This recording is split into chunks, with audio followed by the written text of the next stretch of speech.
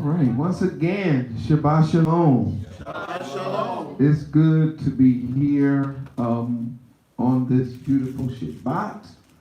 Also, it's marvelous to be able to meet out here at the house as we prepare our hearts and our mind for our fall feasts that are coming up around the corner. So we want to be ready for that. To the 12 tribes of Israel that have been scattered according to the Holy Manuscript to the four corners of the earth, we want to say to you, Shalom.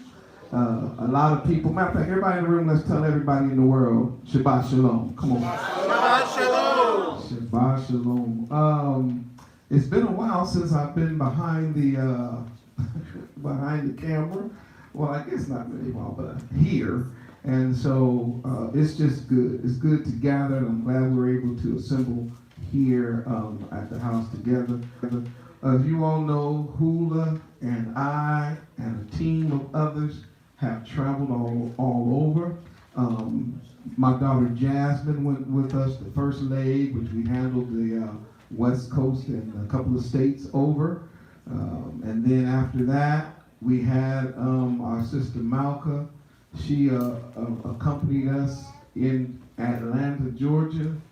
And after that, we had Nia come in, and she accompanied us in Florida and all over the world. Every time we went somewhere, it was incredible. The attendance, the energy, the fire, the learning, the understanding, and the sharing one with another. People in the same town, same region. Believe it or not, there was actually a person who found another Hebrew not too far, like within almost walking distance from where they live, and had no idea. So we know that the Most High has blessed this awakening, and has been an encouragement. And before I get to the message today, I just want to say to those of Hebrew Nation that came all the way to Atlanta and they hung out with us for a couple of days. I want to say to Morris and Josh Todah Rabbah, and also to Michael Williams, Spiritual Combat, for allowing us to be on this show a couple of times. Was actually on the show this week, sharing the Bible and teaching and kind of letting them know what's happening with the art. And then, of course, didn't get a chance to see Ronald Dalton face to face, but we've been in communication, and just others. I just want you all to know how much we appreciate the work that's being done for the kingdom, and how we are looking forward to working together. Hallelujah. Hallelujah. Because we can always do better together. Amen. It'll never be everybody together, but those that are supposed to be together should be together. Hallelujah. Hallelujah. If a man only got 2 teeth in his mouth, they'll look better together.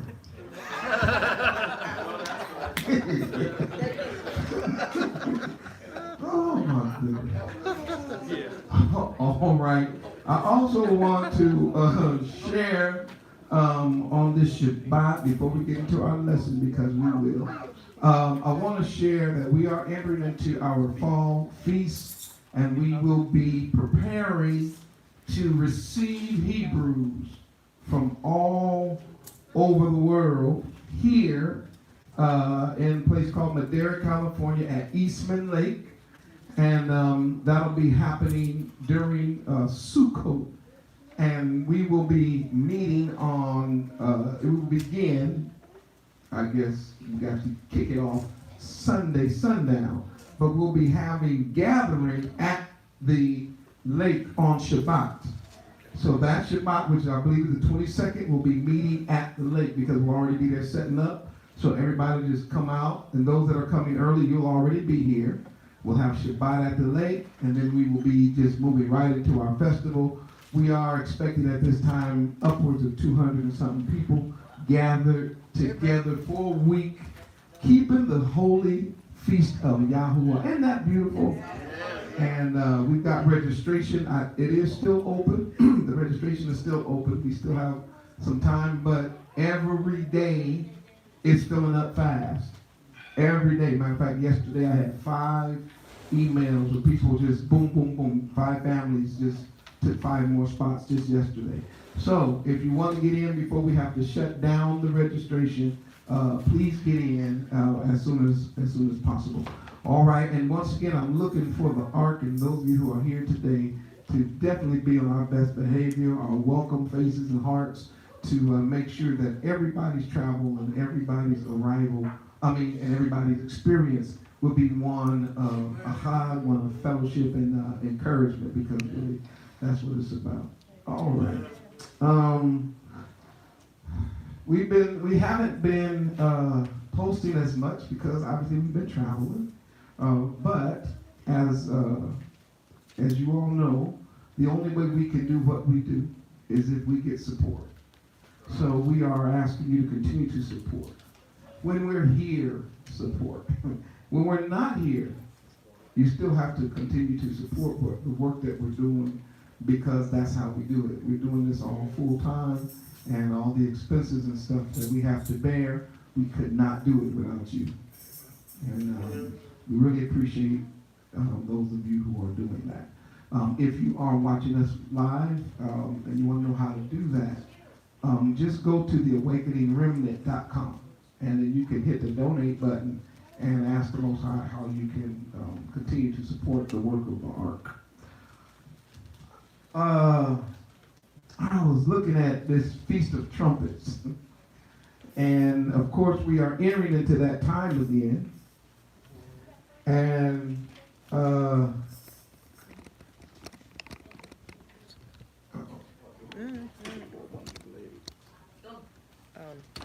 that's not the way to fix it. Too much.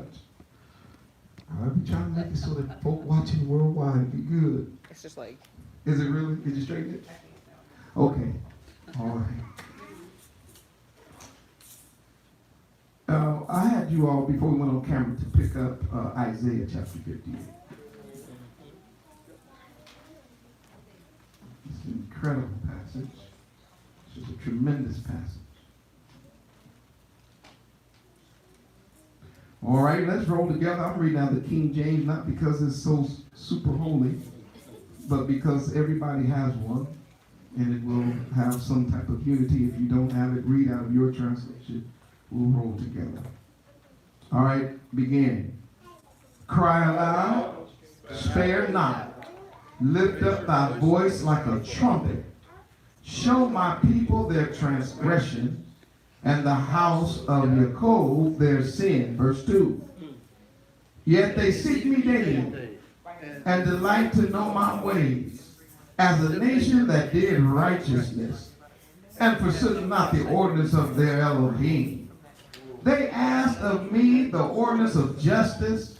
They take delight in approaching Elohim. Wherefore have we fasted, say they, and thou seest not. Wait. Can I share with you what's going on? He said to Isaiah, he said, I want you to open your mouth, cry loud, spare not. No, spare not, because there are people who are acting like they are delighting in me. Yes. There are people who are acting like they're seeking me daily.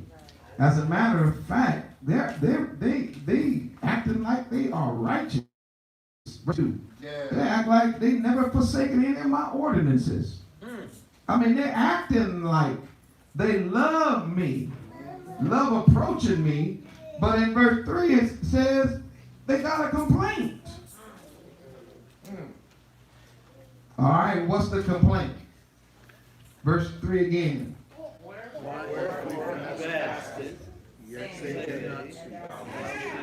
It says we got an issue. Number one, we want to know, how come we fasting and you don't see it? Have anybody in here ever prayed and y'all didn't do what you wanted him to do and got mad and start complaining? And you thought that was just between you and Yah.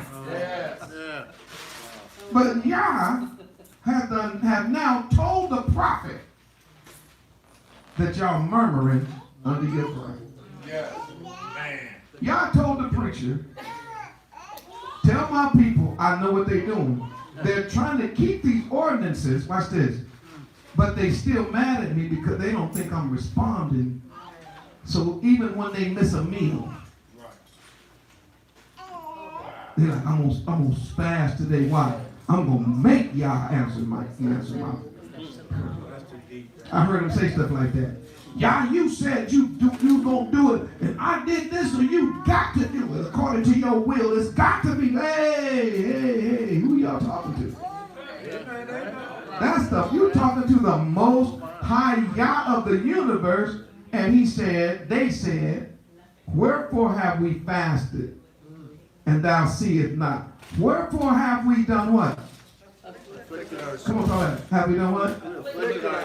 And thou what? Ooh, I've been suffering for this. This is what we used to say by Christians, suffering for the Lord. Now we talk about, boy, I'm suffering for Yah.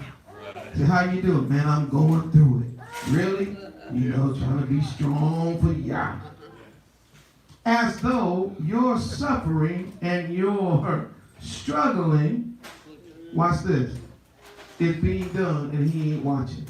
That's what they say.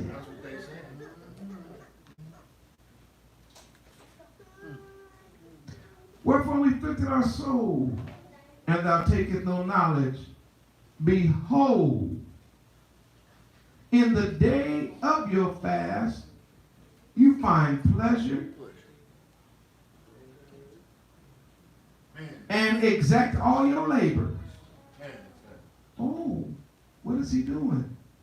Exposing them.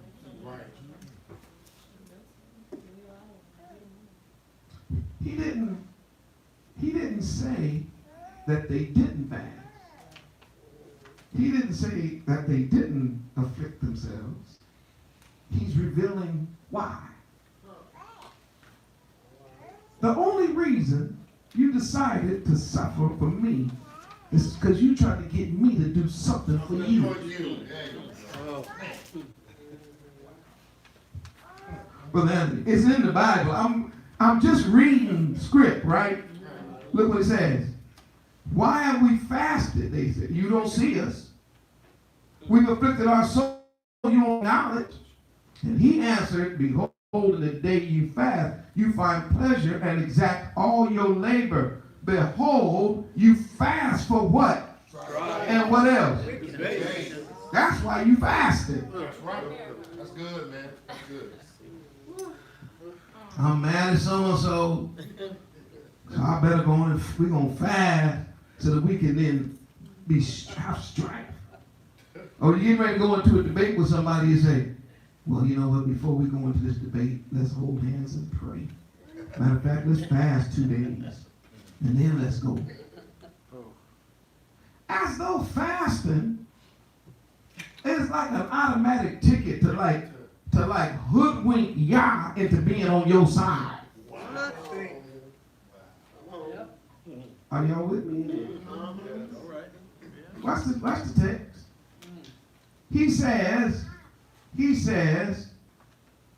you fast for strife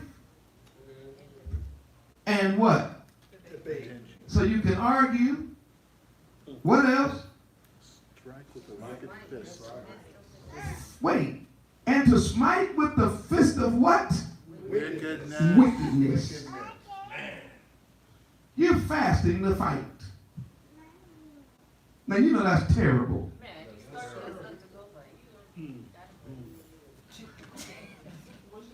You know this happened in the book of Acts when they got mad at Paul, the apostle. Rabbi Shaul, somebody find that text for me, I'll put it out worldwide. They got mad at Paul the apostle. They said, they made a band together. They said, we're not going to eat and we're not going to drink until we kill him. In other words, they're going on a fast. They were serious about it. Let me share something with you all. Acts It is, huh? Acts 21:12. Let's get there. 23. Say loud. 23. 20, 3 23 what?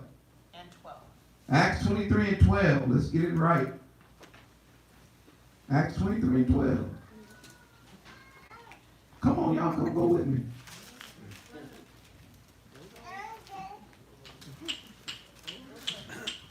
These are your Hebrews. And I've been telling you, everything in the Bible is cyclical. Everything in the scriptures is cyclical. If you claim to be a leader in these last days, and you think you're going to lead and teach without opposition, you only fooling your own self. Watch this. If you even want to try to walk righteous, and you think you're not going to get opposition, you fooling yourself. Yes, sir. Matter of fact, next Thursday I'm going to deal with that in Bible study, where the Messiah, says, "You have heard it was said, thou shalt not kill." He said, "But I say unto you," and then he talks about being angry, right? I'm going to deal with that because he's going to talk about this disposition of the heart. But watch these brothers. These are Hebrews. It ain't nothing new. Every leader going to have his haters. Just the way it goes.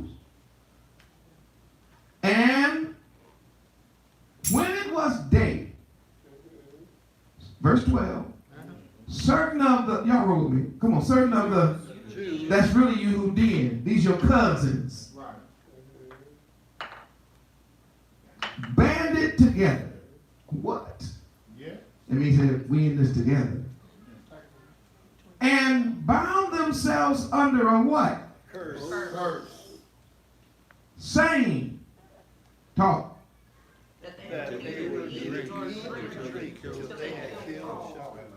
Until they did what? I really believe they on the wrong side of history. Yeah. But they were doing what they thought was right.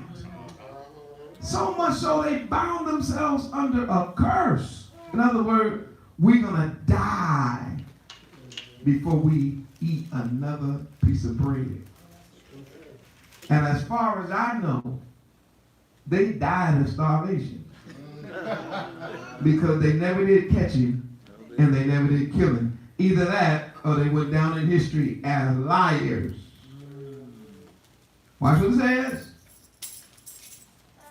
And they were more than, talk about, which had made this conspiracy. Here's my point. Every time somebody is quote unquote fasting and praying, doesn't mean that they're fasting and praying for a good end. And Yah knows that. Therefore, he tells the prophet to lift up his voice like a trumpet in order to reveal the transgressions of Israel and Judah. This is the problem. This is their issue. Listen, they said, what's the point? And so when they fast, it's for strife, it's to fight. And it says, you shall, now I want you to underline this, you shall not fast as you do this day to make your voices to be heard. Please write that down. Underline that. I'm back in Isaiah. Verse 4. I'm back in Isaiah. Verse 4. He says, we're going to put an end to this. Fasting and praying so that you can be heard. Fasting and praying so that your ways could be the right way. Yes. You fasting and praying because you trying to get something and not considering the reason that he calls us to fast or how we are to fast in the first place. So, having that as a foundation, we see now the attitude of the people, right? And we hear the instruction from Yah to his preacher of that day, which is Isaiah, who tells the people, or he tells Isaiah, cry loud and spare not. So the name of this lesson is like a trumpet. Y'all say that, like a trumpet. Like a trumpet. We entered in the Feast of Trumpets. So he said, lift up your voice. How? Like a trumpet. Come on, y'all got to talk back. There's people all over the world trying to hear this. Like what? Like a trumpet. Like a trumpet.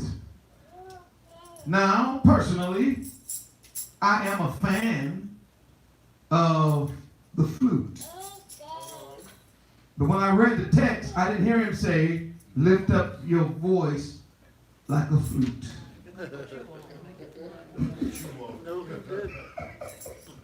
I'm talking about personally.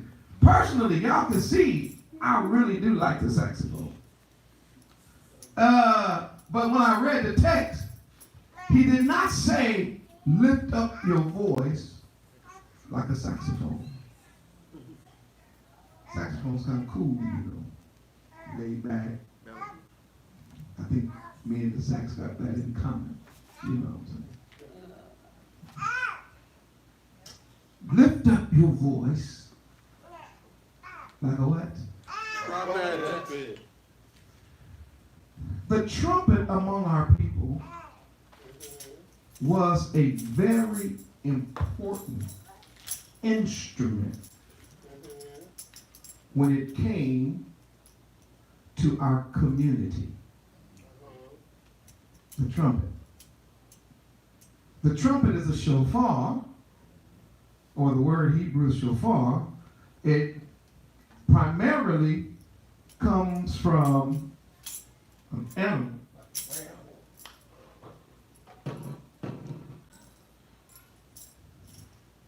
Like this. And the sound of this thing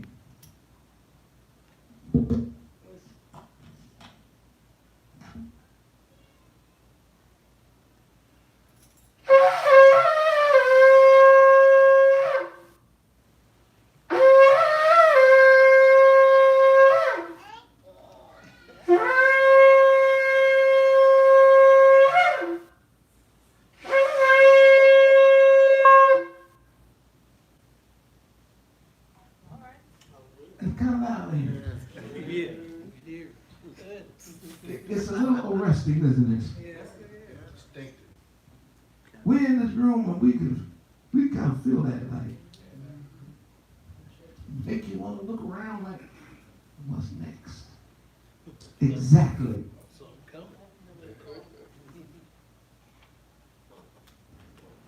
That's the point. The point is that the voice every now and then must be raised like a trumpet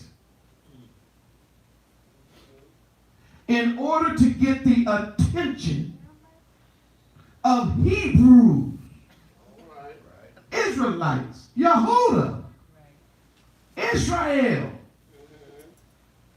because they can be in sin, in transgression, watch this y'all, and don't even know. They have no clue. They were, according to the text, keeping the feasts. They were walking, they were approaching Yah, they were going into the temple, and they was fasting, according to the text. And the whole time they're trying to figure out, how come y'all not answering us? I talked to some Hebrews and they said, the reason why I don't follow that Bible no more, because I prayed and asked Yah for something and he didn't do it. Wow. I said, oh. You know, my mind, a thousand things rush through my head. I have to like reel all them thoughts in real quick. Like, first of all, who are you? To approach Yah, talking about what he got to do for you. are you breathing Right? if he's not the one? Because you didn't think about breathing 2 times a day. And yet your lungs expanded and collapsed on autopilot. You didn't wake up this morning to check the air to see whether or not the hydrogen and the oxygen and the carbon dioxide was properly mixed, and properly balanced. One more molecule of hydrogen, strike a match, blow up the whole world. One less molecule of oxygen, you suffocate. And yet you got nerve to say you prayed and Yah didn't answer. That's why you ain't following him. But you still breathing his air. You got nerve. Man looks at the outside. I'm going to say it again. Man looks at the outside. I need that verse. Because when the prophet Samuel was told to go to Jesse's house, is that 1 Samuel chapter 16, verse 7. When the prophet was told to go to Jesse's house to find a replacement for Saul, who at this time decided he wanted to go see a witch. Man, he was rejected. Once you do that, it's over. And man, go down to Jesse's house and take your oil with you. Ain't that true? Took the oil with him, and according to the manuscript, Jesse paraded his sons, starting with the eldest. And the prophet was like, okay, it ain't him. The next one, it ain't him. The next one, it ain't him. I don't have time to go through the whole story. But what was it? Give me the verse one more time. 16:7. What does it say? But Go up one. then it came about when they entered that he looked at Eliab and thought, surely Yahuwah's anointing is before him. But Yahuwah said to Samuel, do not look at his appearance. Whoa! What did he say? Do not look at his appearance, Don't look at his appearance. or at the height of his stature. Don't look how tall he is. Come on. Because I have rejected him. I ain't choose him. Come on. For Yah sees not as man sees. For man looks at the outward appearance, but Yahuwah looks at the heart. Yeah, this ain't about how somebody look.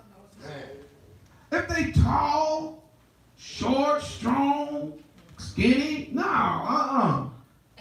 No. You don't impress Yah with an outward appearance. I'm trying to show you these people were actually going through the motions thinking they were righteous. Even to the point of fasting. But guess what? They was wondering what is up with Yah not answering. Yah had to say, because I know what's going on in your heart. I'm looking at your heart. And because, watch this, because people don't want to deal with matters of the heart. They have chosen to stay, watch this, and deal only with matters of the flesh. Outward appearance. Right. Why? Because anybody can deal with the outward. Yes, sir. If a fellow walks in the room right now and he's 462 pounds, one biscuit from 400 and, you know what I'm saying? And he walk in the door and I say, hey man, y'all just told me something. You need to kind of like cut back on the eating. Is that like deep?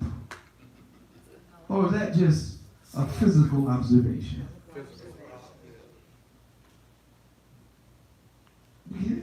surface. But watch this. If the same man walk in the door, I'll look at him at 460. I didn't even know that last year he was 700.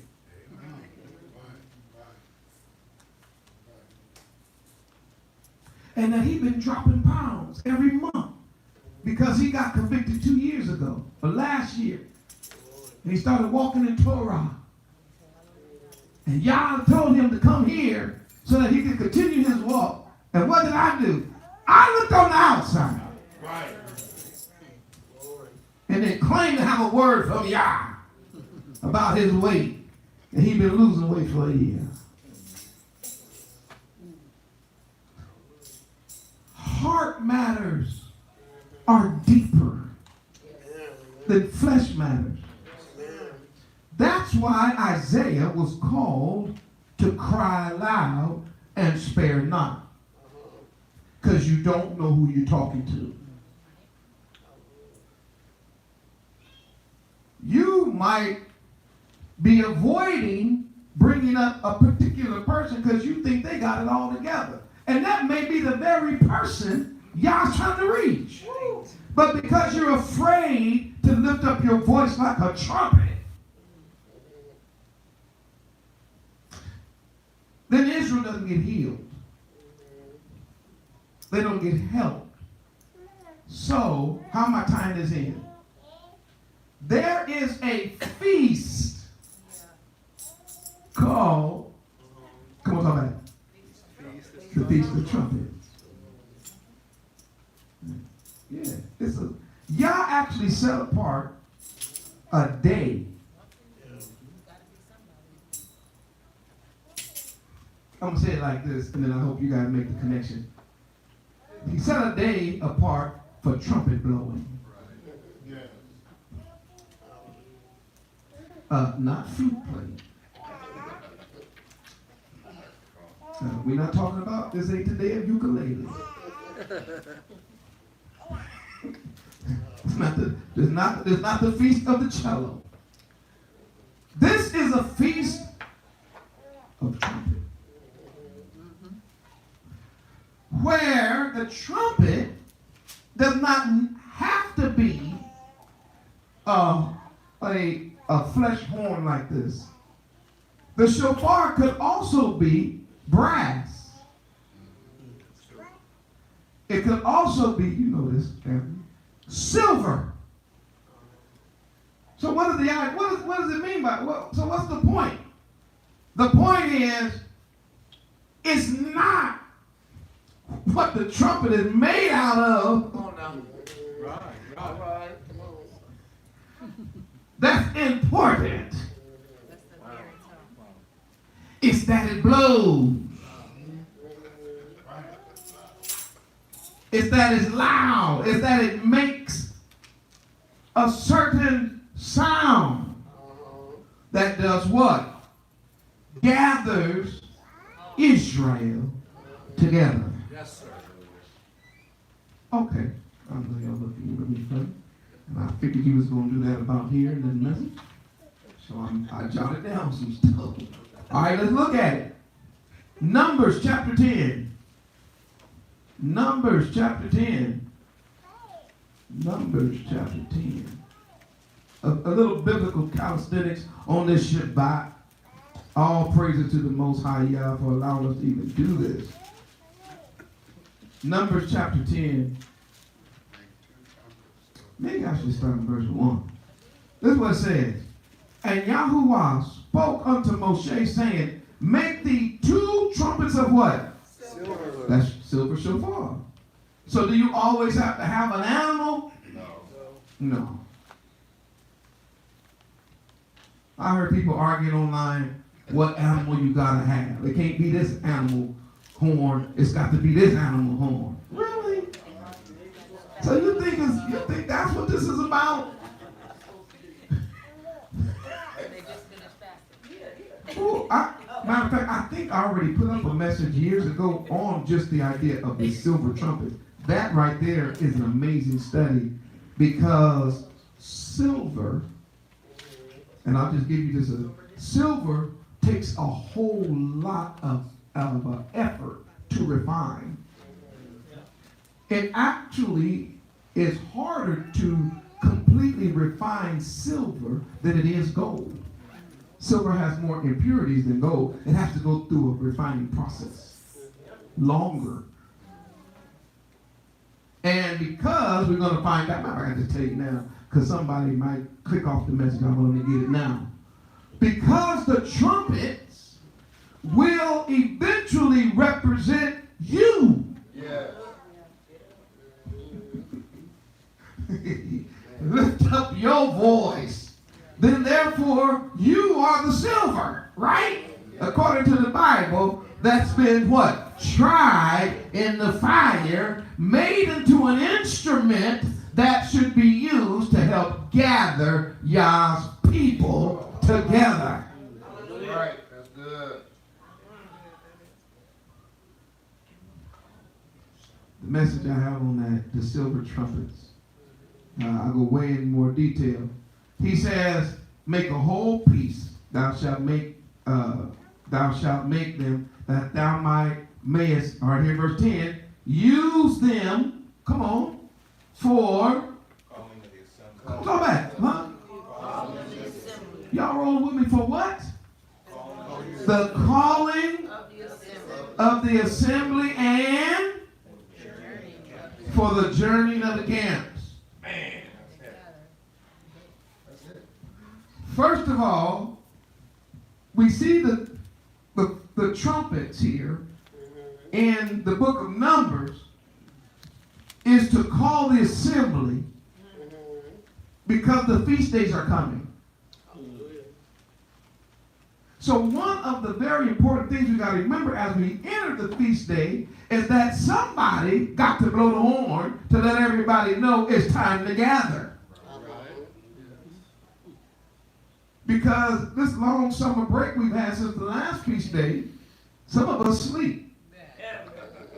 Some of us so caught up in doing our own thing, we forgot the feast was even coming. So guess what? Here you are nodding off, right? And all of a sudden, boom! It's like, wow! There goes. What? You need to get ready.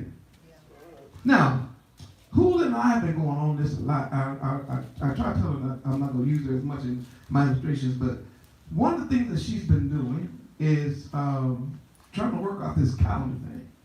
And we've been doing it together because Israel's divided on a calendar. Watch this. Listen to me. When there is no controversy. There's no calendar controversy in Torah. Okay, I'll say it again. There's no controversy. No, the issue never even comes up. Search it from Genesis to the Revelation. Go ahead. I already did it. But go ahead and do it yourself, because you should. You're not going to find it. It's not there. Nobody in Scripture is like, so wait a minute. What day? What day? What month? What's the name of the month?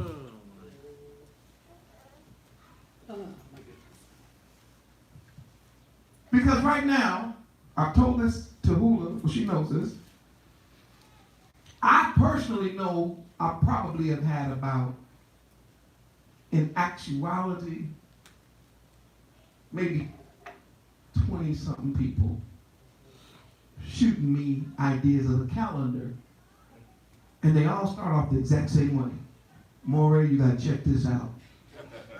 It's based on Scripture and just Scripture.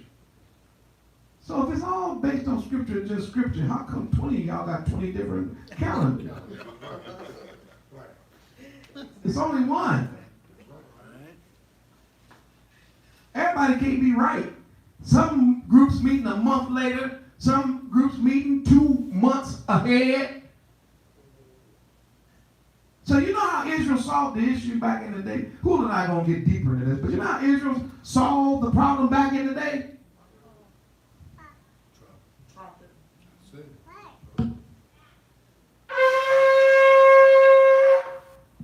He said, must be 7th month. Day 1. Why? I just heard the trumpet. Right. Did you catch the point? We're not arguing over the day when Israel had it already set up. They had watchers that blew the trumpet. I got scriptures for this. Y'all can look it up yourselves if you want to. They blew the trumpet at the beginning of the month in order to signify the first day of the month. Everybody would know. Then they blew it again in the middle of the month during the full moon to let you know when you're supposed to be starting the actual feast day of either Passover or Sukkot.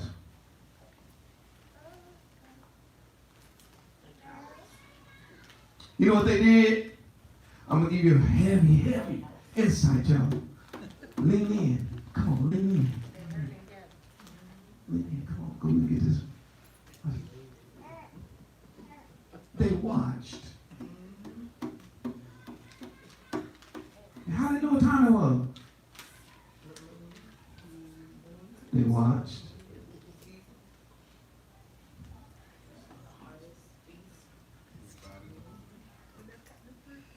Because just in case somebody would miss it, they had a trumpet blower. Because if I'm out in the field, man, and I'm trying to get my crops in, right? Or I'm trying to get the harvest, however I'm trying. Listen, I may miss it by one day or two if I don't get somebody to blow a trumpet and say, hey, I've been watching. This is the first day. Now, this is not a message about the calendar. I'm just trying to get you to see yes, the importance of the gathering was that we be one, and it will be done nationally by the blowing of the trumpet of the person who's watching the season. Counting the moon phases, the sun and the crops, they go together. And then when you blow the trumpet, it was to gather the people. We've got a meeting dates on our website. Why? Because we can't put 20 different. we can't have 20 different Sukkots. And it wouldn't matter which one we chose, what day we choose, somebody gonna get mad. But as a leader, I gotta blow the trumpet in Zion and gather the children of Israel together. And so we put the dates up so we can meet. All right, it says you blow with one trumpet, then the princes which are, and it goes on. All right, but I also want you to see something else. I want you to see that the trumpet not only woke the people up in order to gather them, but trumpets, and I don't have time to go through all this, but trumpets also prepared men for battle. Let's look at something real quick. Judges chapter 7, verse 8. That's so much I want to talk about. I'm not going to keep you up too long. Judges chapter 7, verse 8. Oh, wait. Ooh. While you going over there, I can't forget to hit this one. Numbers, remember I was telling you that the trumpet will be blown? Numbers chapter 29. I didn't give you that verse. Numbers chapter 29, verse 1. I don't want to skip that one. That's important. Numbers 29, verse 1. It says, and in the 7th month, on the first day of the month, you shall have a holy convocation. Not in the 4th month, not in the 5th month, not in the 6th month, not in the 9th month or the 8th, 7th month. He said, in it you shall do no servile work. It is a day of, come on. Oh, y'all don't have it yet. It is a day of blowing the trumpets unto you. The trumpets during the Feast of Trumpet, that day, that first day of the 7th month, the trumpets would blow all day. Why? Because somebody would miss it if they didn't. You know we got folk asleep through alarm. So you got to hit the snooze, right? Somebody sleeping. Snooze. Oh, Christ, just give me 5 more minutes. Pretty soon you be like, let me go and get up. Listen, that snooze button ain't nothing new. Y'all been snoozing on the trumpets for a long time. That's why y'all haven't blown all day. Because eventually you're going to have to get up and respond to the sound of that trumpet. I hope y'all looking at this on a deeper level than what I'm just putting it out. I'm trying to say it like this. Some people want to stay in sin, selfishness, self-centeredness. They want to remain laxed in their life. And what they're wanting is for the sound of the trumpet to go away.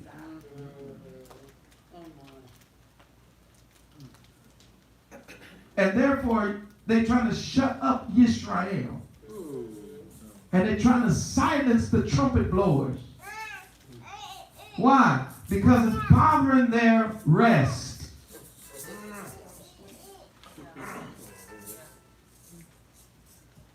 And y'all have it set up. I mean, you don't just blow the trumpet once a year, but he has a festival set up yearly to memorialize the blowing of the trumpet. To let Israel know how important trumpet blowing is. But don't believe me. Let's look at Exodus. Let's look at Leviticus. Chapter 23. Leviticus. Listen, this Torah. I've been in Torah. I've been the first 5 books. The foundational books this afternoon. In other words, these are books that all of us should have well under our belt. But let's see if I'm telling the truth or not about this memorial. Leviticus chapter 23, and let's look at verse 23. Y'all have it? I told you, let them fingers. Boy, some of y'all got stiff fingers, y'all. Loosen them fingers up. Pop your knuckles or something. Taking you too long to get to Leviticus 23. Still flipping. Some of y'all might have a new Bible, so I'm going to be patient with you. Pages are still stuck together. That's right. Y'all ready? Leviticus chapter 23, verse 23. Ready? Roll with me. And Yahuwah Spake unto Moshe saying what? Speak unto the children of Israel. Saying. In the 7th month. In the what month? 7. Can we count to 7? 7. Then why are we arguing? Why are we fussing about what month when we know we got to be after Passover? We got to start counting months. But whatever the first day of the 7th month is, that's when we blow the trumpet. All right, come on. In the first day of the month, come on. Stop. First of all, he says you'll have a Shabbat. That word is rest. The blowing of the trumpet is a day where you got to stop doing your own thing. That's the day when you hear the trumpet blow, you got to be like, whatever I had planned today, I got to stop that. Why? Because the Shabbat is going to allow you, or that pausing is going to allow you to do some focusing. And I'm going to show you why in a moment. He says on the first day, you shall have a Shabbat. Now what's the next words? And memorial blowing of trumpets. Stop. A memorial. I just told you that. A memorial of blowing the trumpet. The way you pronounce that word in Hebrew is the root of that word is Zakar. Memorial, to remember. But it has a mem in front of it.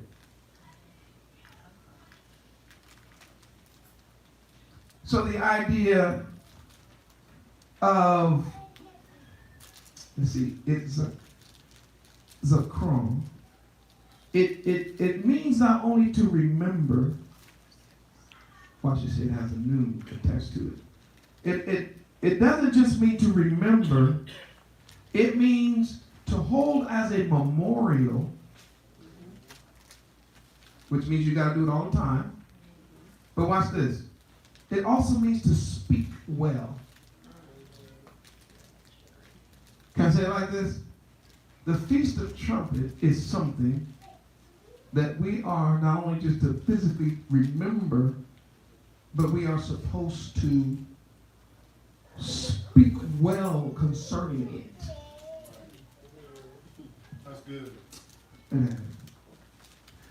The Feast of Trumpet, when you hear the blowing of the trumpet, it's not supposed to repel you. It's supposed to attract you. Anything like that. When you hear the trumpet blow, I'm going to be able to say this. It's not supposed to make you mad. It's supposed to make you glad. When you hear the trumpet blow, your mind is supposed to go somewhere. And where your mind is supposed to go is to the promise of Yah. I want you to listen to this. And I want to show you the other side of this blowing of the trumpet. The trumpet then is used to prepare. It's to prepare you for something. Isaiah was told, lift up your voice like a trumpet. Why? I need you to prepare my people for something. They need to get ready for something. Now, how many of you all have ever had a big event that you needed to attend and you personally had to do preparation for that event? Raise your hand. Oh, everybody here? My goodness gracious. How many of you all, let's say the event started,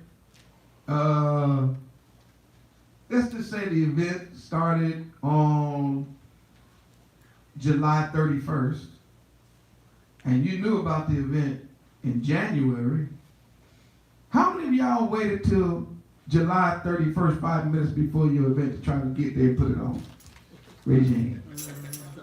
Yeah, I know. I knew somebody was going to raise their hand. Call it cramming. Don't you know y'all know that about us? The purpose for the trumpet is to first call you, wake you up, but then to start preparing you for something else. It's a preparation. Most of the times in our lives, when we fail at something, it's because we did not properly prepare.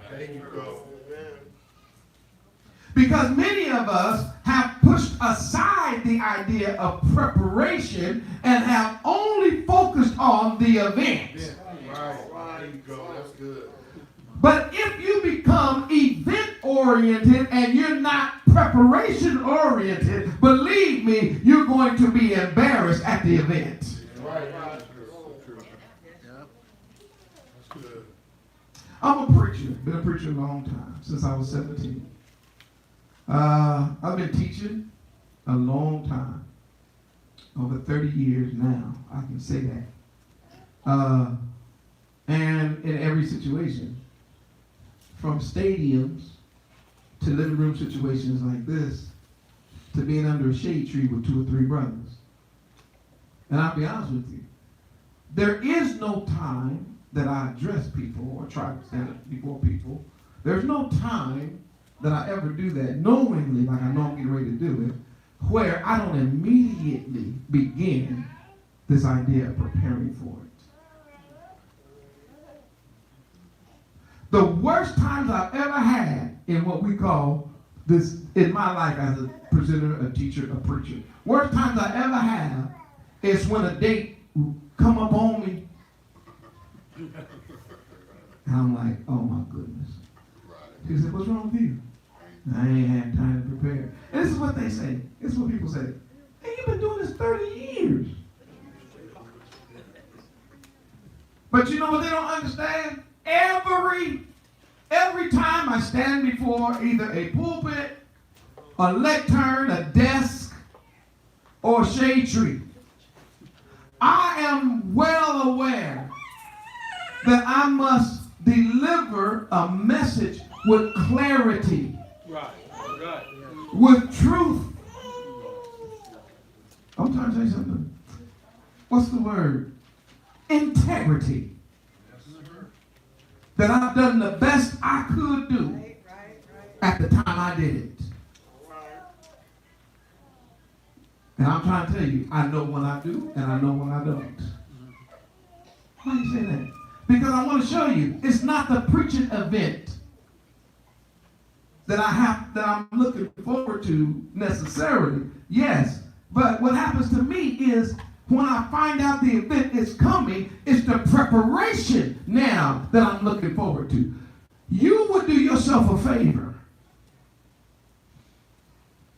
if you would understand that the call to ministry, the call to teach or to preach or to lead God's people is a call to prepare yourself. Yes, sir. Absolutely. It's not a call to a platform. No, sir. It's not a call to a microphone, a stage. It's not a call to a title, bishop, or lawyer, or doctor, or commander-in-chief, and general, and all that. Listen, I ain't mad at your titles. Whatever title's cool. Bishop is in the Bible. So I can't be mad at the word bishop. If a man desires the office of a bishop, he desires a good word. That's not the point. Here's the point. Y'all with me? The call is to prepare. Yes, sir.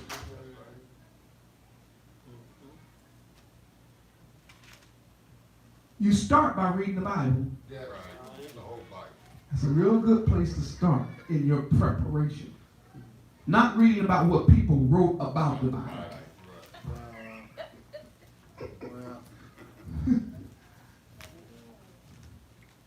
That's the first place. And then the second thing is get with a teacher who has been in the walk for a while. Submit yourself so that you can now begin the preparation process for when the time comes that you yourself have to blow like a trumpet.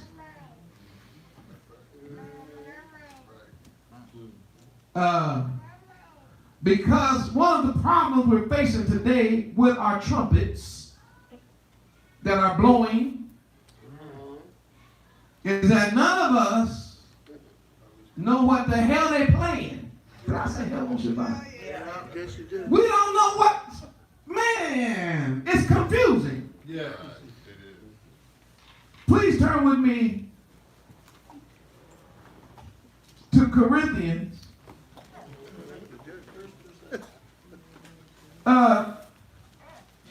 I think it's chapter, hold on, let me get it. 1 Corinthians, chapter 12 and 14. Hold on.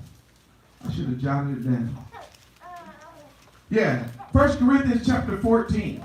Come on, let's look at it. 1 Corinthians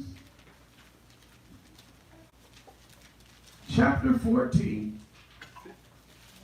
I don't talk to people about this so much.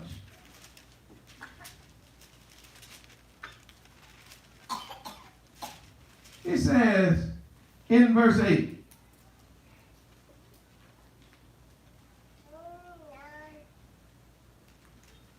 Oh, matter of fact, let's start earlier. Verse 6. Now, brethren, now this is the Rabbi Shaul. This is my cousin. This is my cousin. See, his grandfather and my grandfather was brothers. His great-grandfather, his name was Benjamin. My great-great-grandfather's name was Judah. So we cousins. This is my cousin writing. This is what he's saying. He says, now, brethren, if I come to you speaking with tongues, that's different languages, what shall I profit you unless I speak unto you either by revelation or by knowledge or by prophesying or by doctrine? He's like, how's that help you? If you don't understand what I'm saying. Even the things without life-giving sound, whether piped or harped, except they give a distinction in the sound, how shall it be known what is piped or harped? In other words, I hear the noise, but I don't know what it is. I don't know where you're going with it. I don't know your points. I can't follow you because you piping and playing uncertain sound. In other words, I ain't never heard nothing like Joseph is the daddy. I don't know what to do with that kind of doctrine. I never heard the Holy Ghost is a woman. That y'all gotta be married, he ain't sitting up there by himself. See, that's an uncertain sound. It's weird. It don't line up with what I know. I need distinction. I need Torah. Verse 8. For if, talk back. The trumpet. Give what? Uncertain sound. Oh, wait a minute. So the trumpet, keep in mind, the trumpet is you. Keep in mind, the trumpet is your voice, Zion.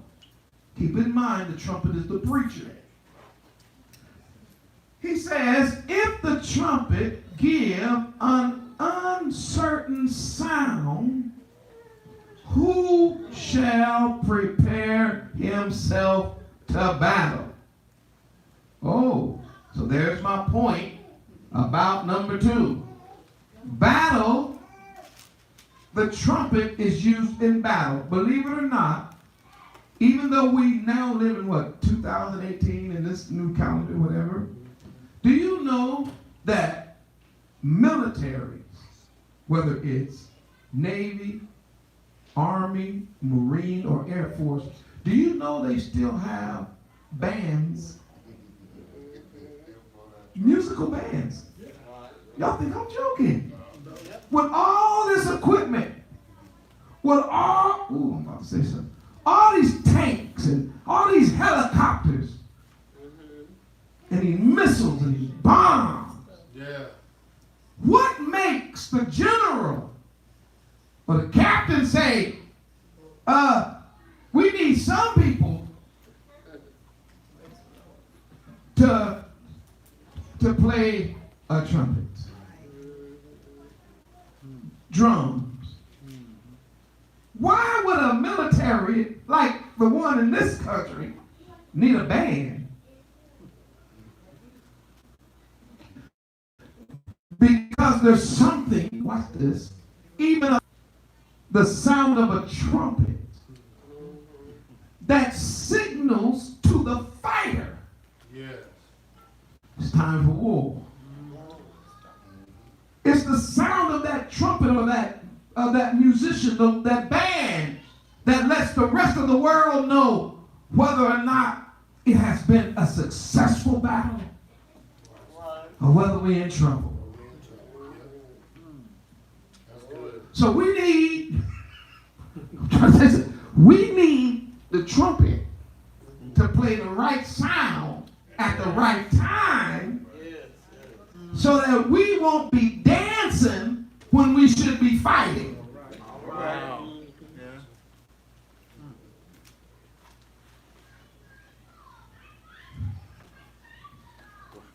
Some trumpets only blow dance music. You know what that is? These are the preachers who only preach to make people feel good.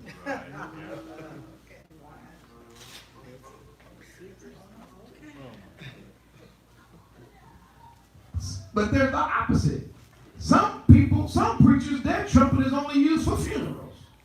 They only speak to make people feel bad. Yeah. Everybody going to hell. Everybody is sinner. Everybody, you know what I'm saying? But then some of them, I just like I said before, it's confusing. I don't know what they say. I don't know what they're playing. I think that's why I don't like the modern music today either. I'm not getting on that soapbox. But there's like a lot of music out today. I don't listen to it because I don't get it. Right. And every time I read the lyrics, this new stuff, it trips me out. I told you about that one lady that went from zero to the most popular singer in the world. And when I read her lyrics, she was cussing out other women. Calling them bees and hoes and stuff. And they steady singing her music. And she cussing them out. See, that's confusion to me. She talking about taking other women's men and using them and doing all kind of sexual favors if she could just get paid, and people playing that music and hearing it and buying it. See, I can't do that because that's confusing. And you cool with that until she take your man. Now all of a sudden you calling her a bee. It's weird out here right now. Can't follow these lyrics. Can't follow the music. I don't know what's going on. The uncertain sound. I'm dealing with the piece of trumpet still. I haven't lost my place. That's a soapbox, I say. Music used to make sense. Right. If I didn't care, why would I feel this way? That makes sense, don't it?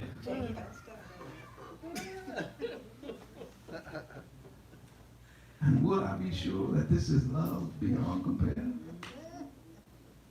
Would I be true if I didn't care for you? See, I get that. That makes sense to me. I listen to that. But this MF and B's and hoes, and I'm gonna blast you, and you can, yeah, I'm in a party, and get my this and that. I'm like, oh boy. But you know what? It's reflected. That same attitude. Who will tell you? I can't. Y'all think I'm joking? I can't even hear it. I hear the noise, but I cannot make out anything. Anything having to do with rap, my brain doesn't make it out. So in order for me to do it, people who know me knows it's true. I have to go online and read the lyrics. And sometimes when I start reading the lyrics, people say, no, don't read it. Well, you told me to listen, but now you tell me don't read it. Yeah, because you don't want to read that, but you want to listen to it. The parallel, Zion, listen to me. It's the same thing when it comes to false teaching and false preaching. Amen. It's an uncertain sound. So therefore, nobody is prepared for nothing. I'm not mad at the Jewish people because they do their thing. That's them. But one of the things that's common among them, when you read their responses about this feast, this particular feast, when you read what they write, it's funny to me because it's not their culture. This is our culture. But they're trying to figure it out because they come from Europe. They didn't come from the land. So this is what they do when they come to this passage. They say, the Feast of Trumpets really does not have a particular meaning or importance. They say it's unknown. And they say, while other feasts tell us, the Passover, unleavened bread, they was leaving before the bread, right? They said, we are not told at all why we should have the Feast of Trumpet. But we do it anyway because it's in Torah. See, when I read commentaries like that, I just laugh. I'm like, that's funny. People who claim to be the people of the book, not understanding something like trumpets blowing, and how that particular feast of trumpet means prepare. It's the feast of preparation. What are we preparing for? I already told you. One was battle. Watch this. Watch this. Gideon was about to go to war. Had 100,000 people, right? In the beginning. Y'all just read that, right? Did we just go through that in our Bible study? And the Most High told Gideon, he said, you got too many men. And Gideon, y'all read this. This is your cousin again. Read the book of Judges. You find this happened among our people. We was in camp and we had enemies that was all around us all the time. At this particular time, it was the Midianites. But it was always somebody bothering us. You know what I'm saying? And so, this is true story, by the way. It's in your Bible. Yah flat out says, tell everybody who's scared, go home. Yep. I'm like, what? You know most of the people that I've talked to that's been in the military, when I asked them, were they scared? Some of them said they were scared all day, every day. A lot of the psychological issues that are among some of our veterans and warriors is because they kept such a high level of fear, they sustained such a high level of fear that it really began to affect them psychologically even when they got out. But in Gideon's case, Yah wasn't dealing with that. He was like, well, I'm not going to deal with that stress of battle right now because this is not what this is about. So anybody who's scared, I'm not pushing you, go home. Man, the Hebrews start looking at each other like, I'm going home.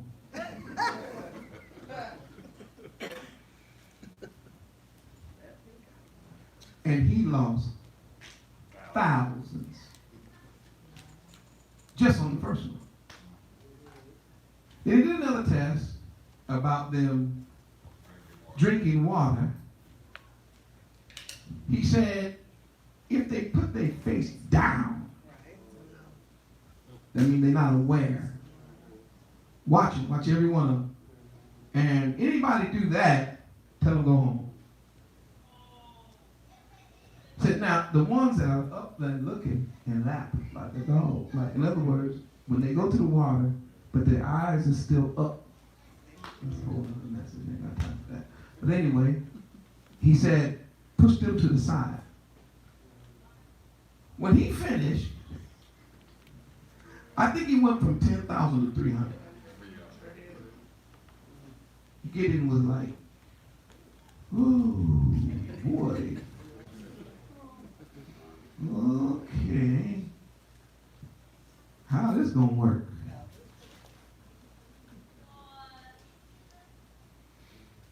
We got 300. They got 100,000. 300.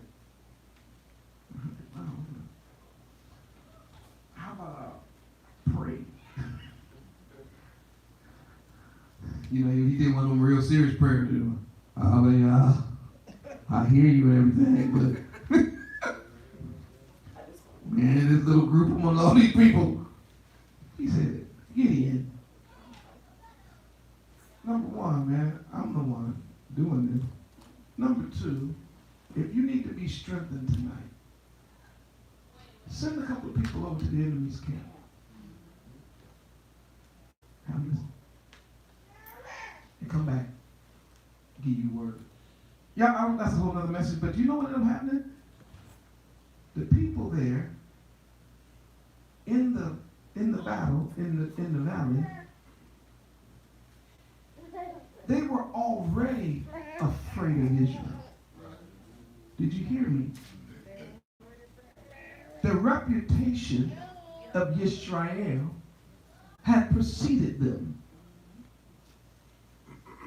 One of the reasons why our people today is so put down and relentlessly held down by the powers that be, because every nation have clashed with us and our Elohim. It's called fear. And I understand why. Because we kind of fearful if we get unhinged, it's pretty bad. I got a lesson to do next Thursday. The message literally is, thou shalt not kill. Why would Yah have to tell Hebrews not to kill? Why does it have to be a law punishable by death in Torah? Because it's kind of like a, what's the word? When you have what's the word? When it's like your first initial reaction to something. Knee jerk? Huh? Knee jerk? Knee jerk? Knee jerk reaction? Sort of like that. It's like your base reaction. Yeah, it's like your base response to something. Somebody do you wrong. Nah, I should kill him. Dang, you went from 0 to like 1,000. But y'all said thou shalt not kill. Somebody just do something wrong, man. Just spit on you, step on your foot or something. You be like, boy, I'll kill you. Say, man, how about you just step on my foot?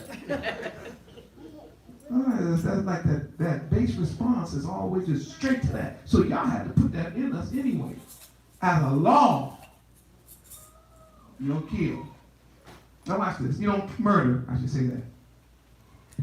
So the fear was already in the camp, according to the script.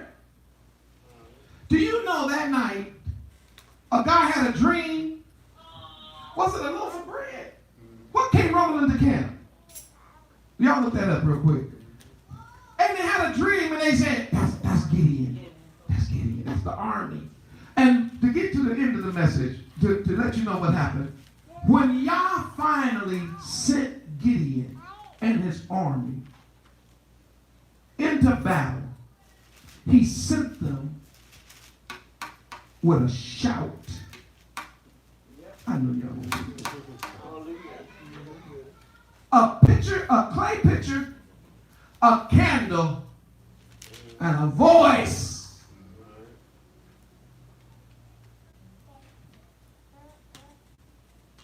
And when Gideon gave the word in the pitch darkness of the night, and them Hebrews all on one accord busted that picture, that clay pot. See the picture of a human? And the light shined forth, and the trumpet of the voice blew loud. The enemy killed themselves. 13. What does it say? It says, when Gideon came to the enemy camp, he heard a man telling his friend about a dream he was saying, I dreamt that a loaf of barley bread rolled into the camp of Midian. It hit the tent so hard that the tent turned over and fell flat. Come on, read the next one. The man's friend said, your dream is about the sword of Gideon, son of Joash, a man of Israel. Yah will hand Midian and the whole army over to him. See? Everybody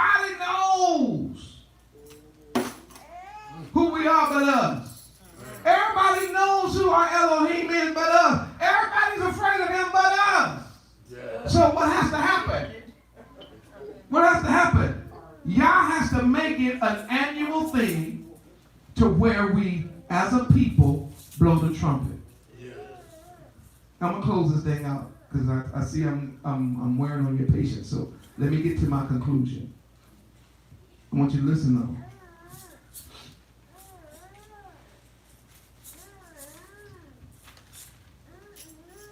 Nobody wants us on the surface to get loud. Especially if you was called a so-called black man, a so-called black woman, which we really are the descendants of Abraham, Isaac, and Jacob. Everything is geared to take the shout out of you, especially if you're lying. They're trying to take your vocal cords.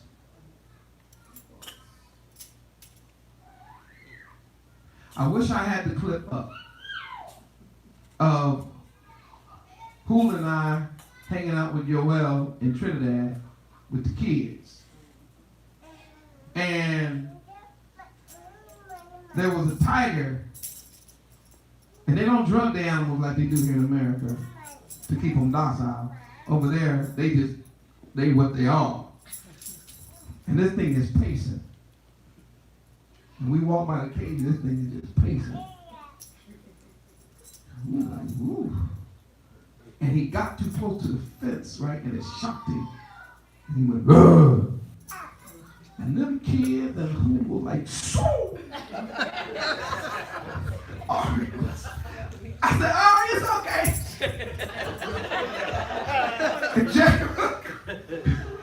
And just one little roar.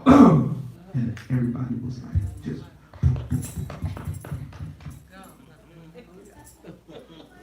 He's behind a cage, behind an electric fence. But the roar sent fear into our hearts. Guess what had to happen? Immediately, respect. I was like, you, Mr. Tiger, you's a bad somebody. Now, if I had to, I'll fight you now to save my wife and kids. Little Ari running their little life out. I just try to strangle you, but that's going to be a fight to the death. And hopefully, if you get me, they'll be far enough away. But I'm just saying, his paws was this big. We thought that was the end. We walked through the zoo a little more. She said, right here, I can't be lying. She'll tell you if I was. We walked through the zoo a little more. We end up in the back of the zoo. The children wanted to feed the giraffes or something. So we went to feed the giraffe. He's in the back. On our way back up towards the middle of the zoo, we kept hearing this.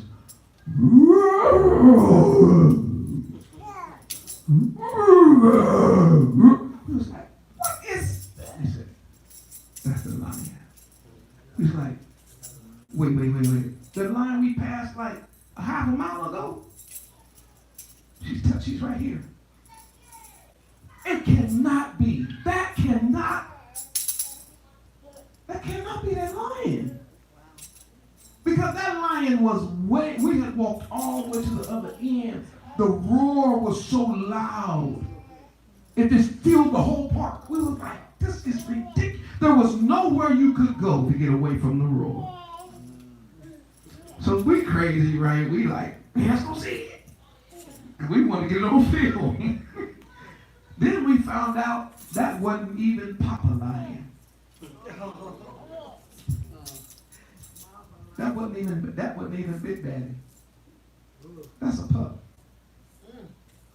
She's right here. We said, what do you mean? He said, no, that's the main line right there. What you heard was that. We were like, you joking. Do you know that Judah has a symbol? The lion.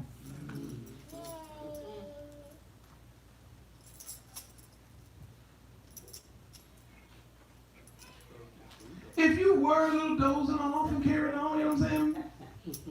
And that lion roared. If you was a little bored, because it was kind of slow that day, and that lion roared, you woke.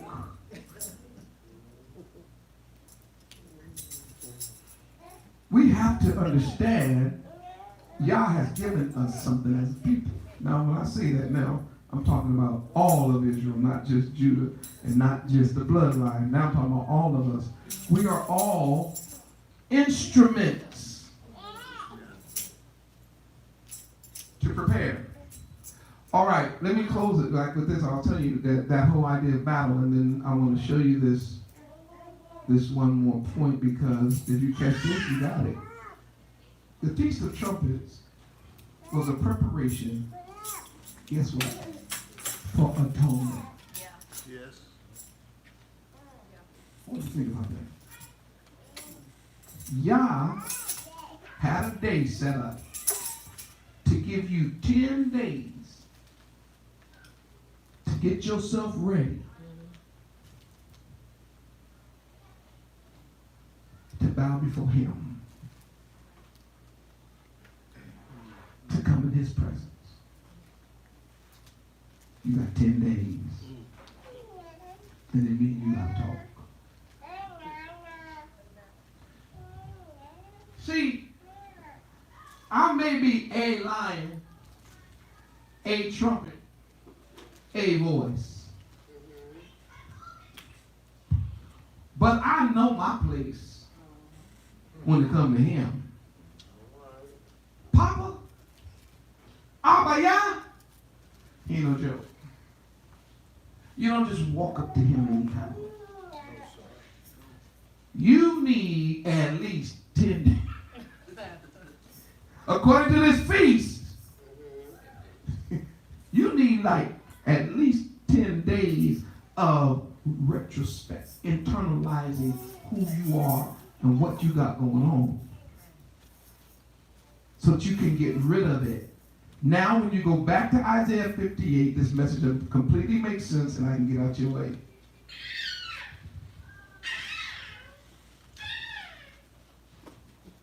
Hey, that's that little lion. Go ahead. She like, I got me a little roar. It's my grandbaby.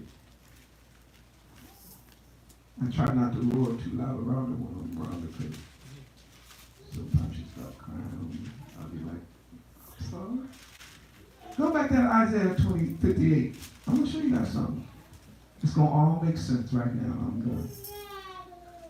Cry loud and spare not, lift up your voice like a trumpet. Show my people their transgressions and your house of Jehovah their sins. Feast of Trumpet. Why? Because they come to me every day. They act like they want to know my way. This is a nation. They act like they're a nation never done nothing wrong. But they got a problem with me. Wherefore have we fasted, they say. Oh, Isaiah is to be a trumpet to call the people to wake the people up to the fact that Yah has been observing them. Watch this. And the feast of the Day of Atonement is coming. And so the complaint is, why should we be fasting? Like, before atonement even shows up, they're like, what's the point of fasting when he ain't going to hear us anyway? Do you get it now? Do you see how this whole scene makes sense when you put it in the picture of when you put it in the proper context of the feast days? And I'll deal with this later, but I'll just read it for you now. Their whole problem is with Yah. Because they don't see the point in fasting at during the time you're supposed to afflict your soul. They're like, what's the point? And so Yahuwah says to them, one, is it such a fast that I I have chosen. Oh, you fasted, but is this what I told you to do? Is this what I chose for this day? See, you still trying to do things your way and not mine. You think I want you to just miss a meal. And you mad at that.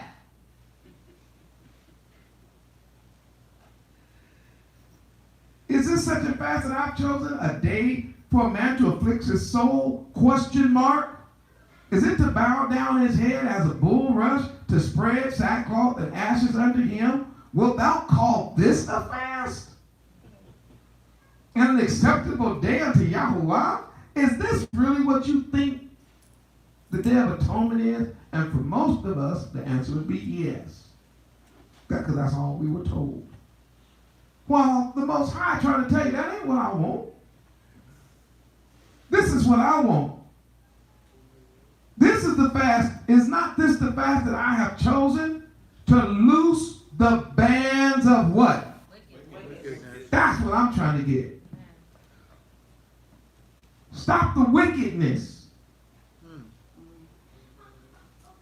To undo what? Come on. Heavy burden. Verse 6. To undo the heavy burden. That means you need to lighten up on your brother.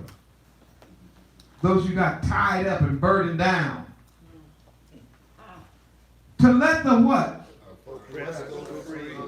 I want more than you just talking about I'm not going to eat today. How about you stop oppressing people?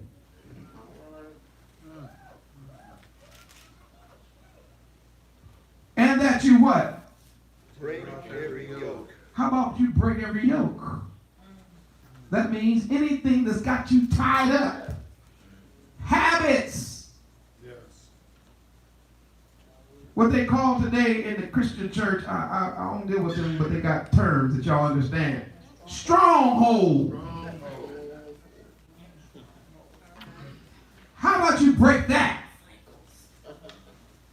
That's what he's telling the prophet. Lift up your voice like a trumpet. Get to the root of the matter. Tell my people, it ain't about just stopping food. You talking about I'm going to the feast and you know, I'm going to, you know, you go to the feast. Yeah, you going to be fasting. Yeah, I'm going to try. You going to have water. I'm not going to drink water this year. You going to drink water? I'm going to drink water this year. Really? You going to eat something in the morning? Are you going to take your medicine? You going to take your medicine? Is that what he's talking about? Man, I ain't calling that kind of fast. How about you stop wickedness? How about you loosen murders? How about you let the oppressed go free? Break the yoke. Why don't you do some good like deal your bread to the hungry? All right. This is all going to be covered next time I deal with this. I'm just going to read it. That thou bring the poor that are cast out into your house. Yeah. When you see the naked, covering. Yes. And don't hide yourself from no flesh. I mean, you know how that is, folk come around. You don't want to see them. He said, then shall thy light break forth after the morning. He said, listen, trumpet, blow and tell my people what I really want. All right. Thank you all for being so kind. Let me show you about this last trumpet. It's in the Bible. Because the trumpet is also symbolic of the end. Matthew 24:31.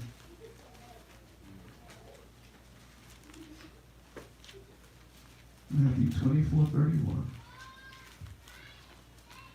What's my point today? My point is, Zion, we got to lift up our voice like a trumpet. We've got to declare the message of Yah to people, to everyone.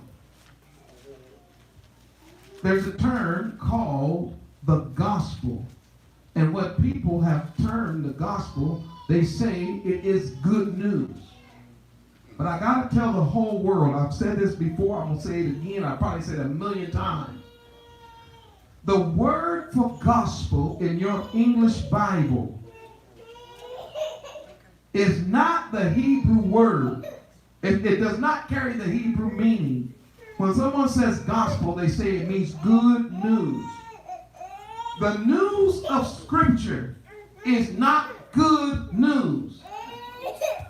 The news of Scripture is news. It's just news. The trumpet blast is not a good blast or a bad blast. It's a blast.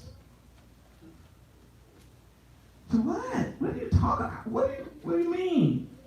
Listen, what makes it good or bad is what side you're on. Yeah, right. So when the Bible talks about the gospel, it's not talking about good news to everybody. No, he's talking about here's news for everybody. It only becomes good if you're on his side. But if you're a heathen and you are opposing him and you're opposing his people, then the message of his return ain't good.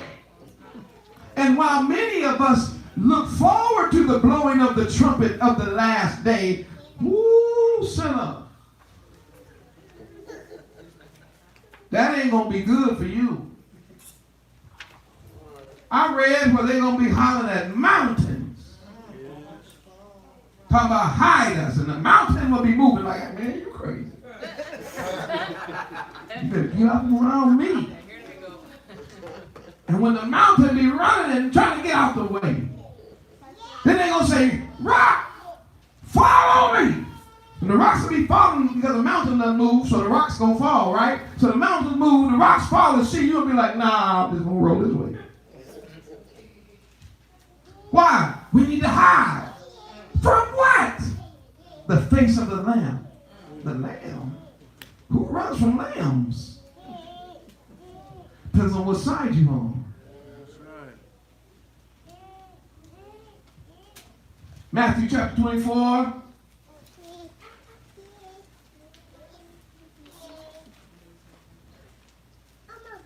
Verse 31.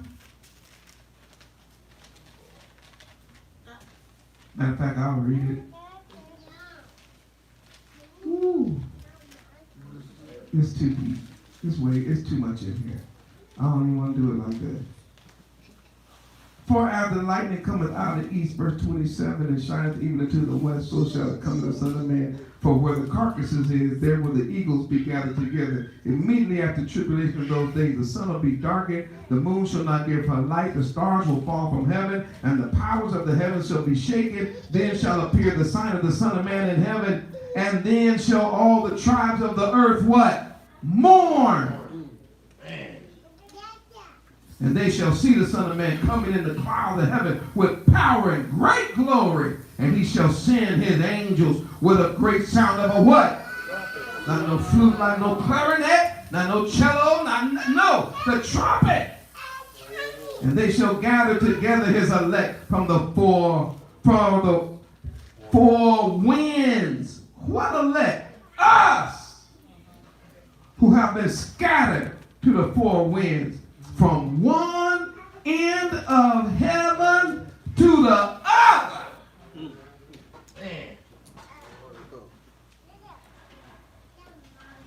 Let me close with this. Keep going. Thessalonians, 1 Thessalonians. Rolling this thing out of here. 1 Thessalonians, chapter 4, verse 16. Let's roll this thing out of here. Close it proper.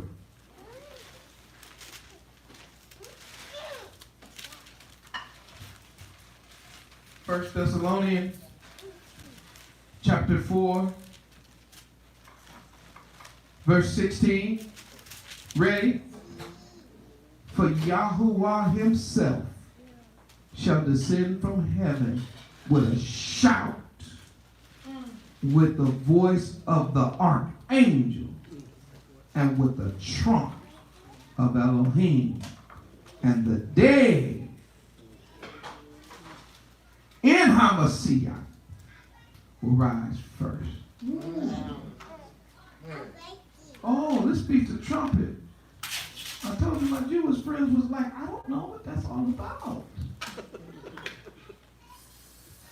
Sound like to me, it's more about this trumpet than anything else in the Bible. When it comes to the feast, I looked up 77 verses just dealing with trumpets. And when I got to the end of the Bible, the book of the Revelation, I found out that there's a whole series of judgments called what? The 7 trumpets. And y'all can't figure it out. You don't know what this feast is all about. It's to let you know judgment is coming and you're about to stand before the king and give an account. So therefore we sound the trumpet in Zion, telling people get ready. He's coming. And he's going to judge the house first. You better be ready to meet him. I'm trying to get ready every day. Keep thinking about it. I got to stand before the judge of the universe and give an account. How I blew the trumpet while I was here. Yeah. Did I blow it correctly or did I play jazz? Was I playing fusion that nobody understood? Or did I make it as plain as I possibly could? The Feast of Trumpet is to get us ready for that great day. Hallelujah. Hallelujah. Hallelujah. Hallelujah. One more time. Hallelujah. Hallelujah. Amen. Amen. Amen. Shalom.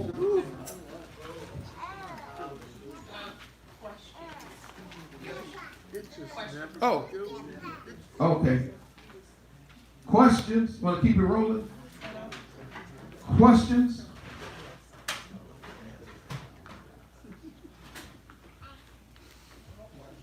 All right. Hallelujah. Somebody had a question. Okay.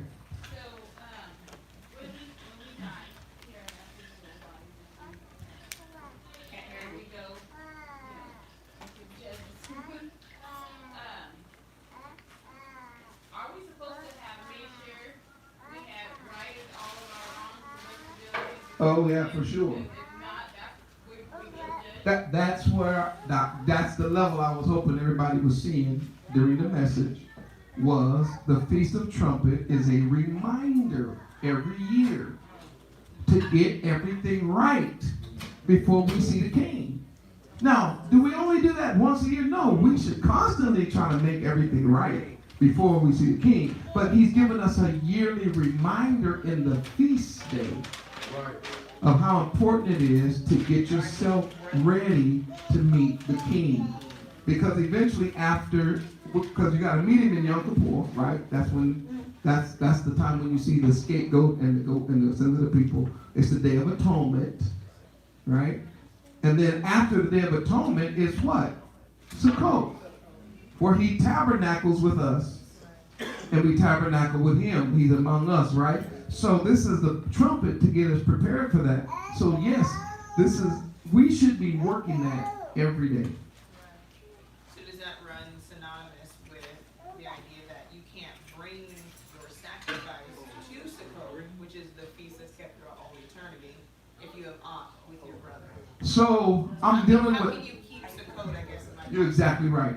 Thursday night, I'm dealing with that passage in Matthew where he says, if you bring your gift to the altar and there remember it, there's the word again, which has a root to call, there remember it, your brother has aught against thee. I'm going to explain to you that the English is not telling you what that verse means. The meaning of that verse is in Torah. I can't leave you on a cliffhanger now.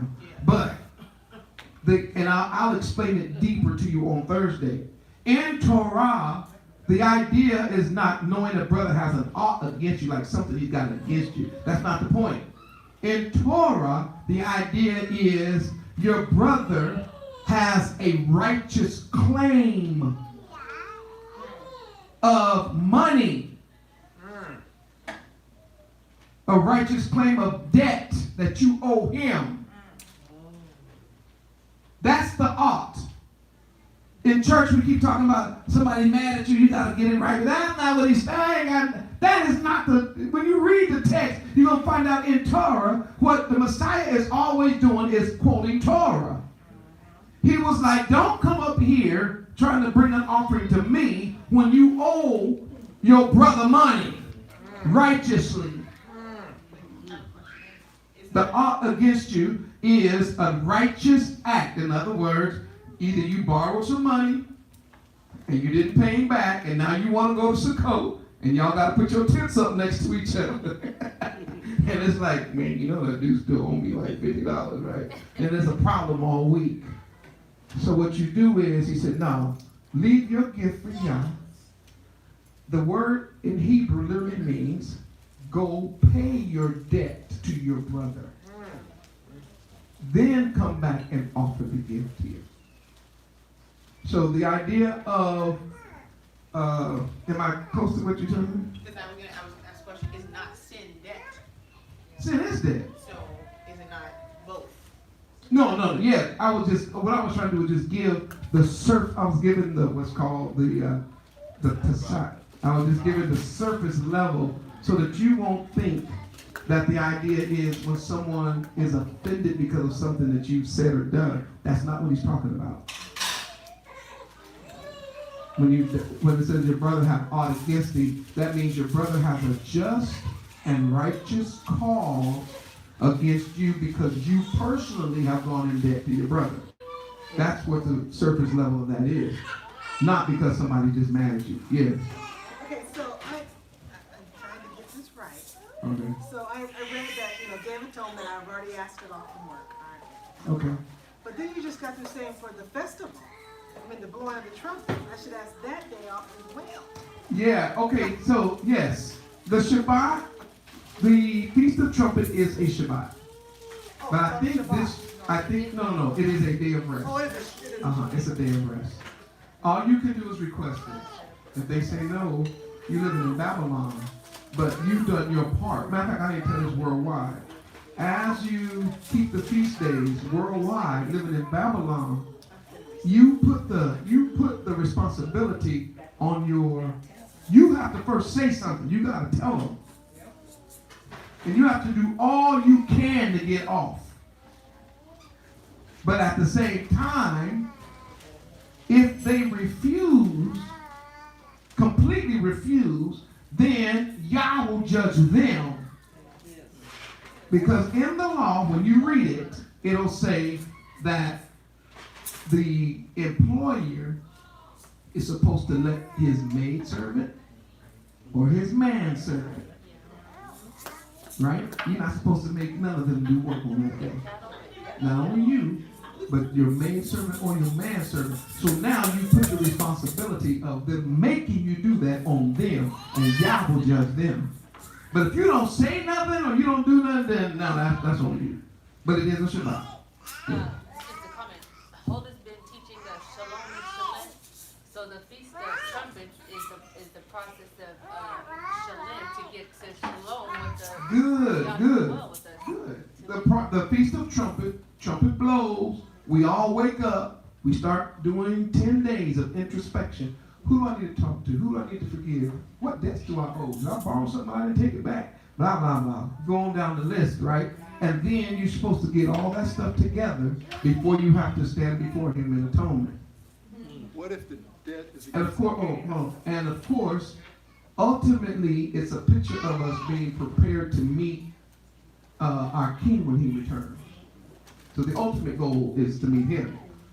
Yes. What if the debt is against a stranger? Is that the same thing? Because you said your brother. Let me deal with that on Thursday because I'm going to go deep. I'm telling you, that's my lesson Thursday.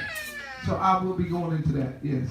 Right. Well, Isaiah, speaking against the people who were fasting, they wouldn't even let their employees off on Saturday. Yeah, they were oppressing their workers. Their workers. Yes, if you keep reading Isaiah, they sure were. Because they had got to a point where Yah's laws to them was a burden. Right. Yeah. And all the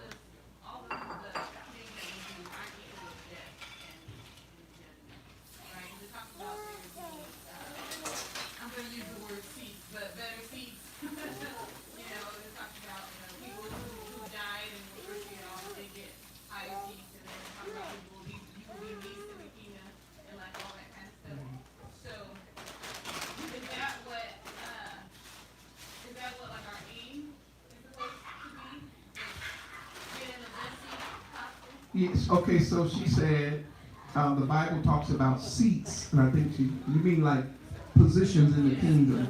And should we be striving to have the best position? Yes, we should. And it is also true that not every violation of the law carried with it the death penalty. Now, of course, sin itself, we're all, because of sin, all of us will die eventually. You know what I mean? So I don't have time to get into that. That's a whole other study. But just know that every time a person does something, according to Torah, it didn't equal the death penalty on that person. But there were some laws that did require the death penalty. But every situation was to be brought before the elders or the court. Had to be brought to the temple in those times. But like if a person just simply, broke your window or accidentally ran over your cow, it didn't mean they were to be killed. Because that didn't warrant the death penalty.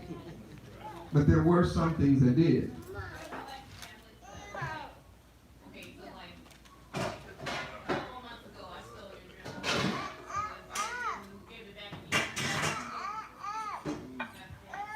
you. You see her professor? You see her? She said, a couple months ago, I stole a drum from you.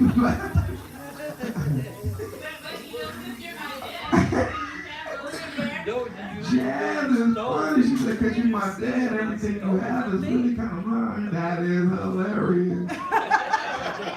All right, we're going to let y'all enjoy the rest of your Shabbat. And I hope that this was informative. Hallelujah.